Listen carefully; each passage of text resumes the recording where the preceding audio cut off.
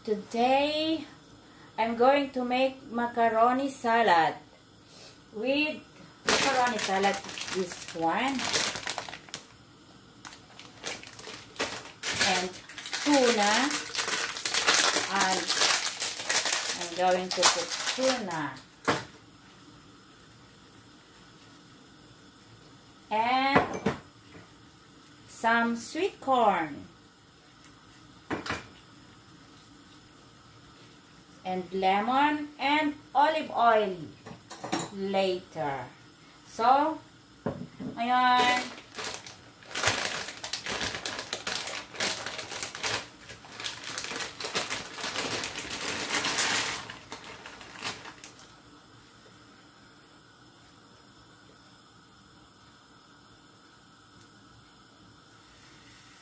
yan, para hindi magdikit-dikit yung mga macaroni. So, kailangan lagyan ng oil.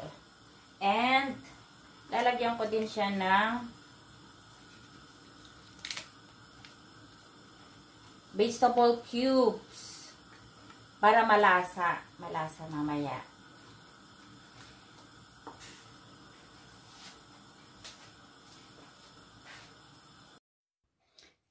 And mayonnaise pa. Ayun, ito pa, kailangan pa to kasi para yan ang dressing niya.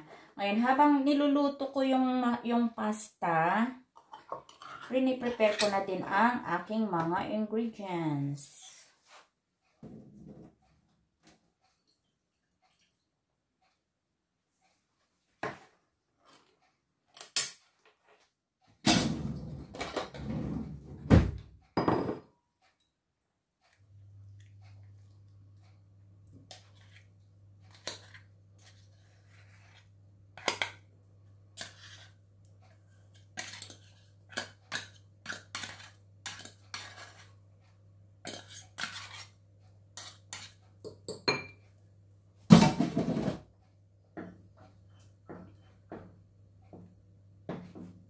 Okay.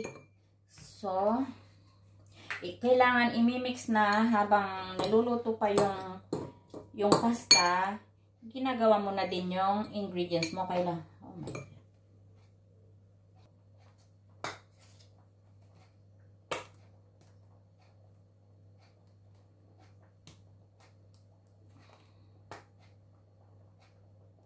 Para malasa. Ma-absorb nung tuna yung mayonnaise. Lalagyan mo rin ng konting salt para may lasa siya. Right? And kailangan mo din lagyan ng kaunting paminta. Yan, black pepper. Ito, paborito ko to. Macaroni, tuna and macaroni salad. Masarap, guys. Try nyo. Ayan. Habang niluluto pa yung macaroni, ayan, ready na siya to mix later. Ayan. Ito na siya. Nagdagdag na ako ng raisin. Yan. Raisin. Para masarap. And sweet corn.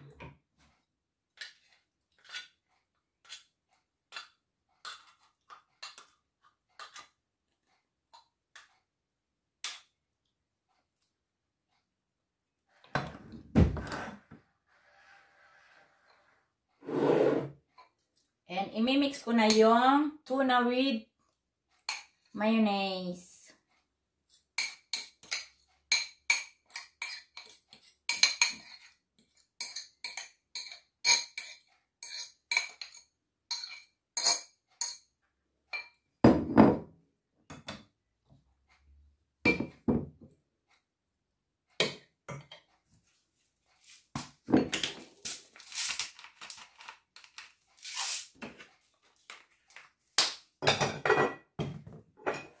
And lalagyan ko ng konting lemon.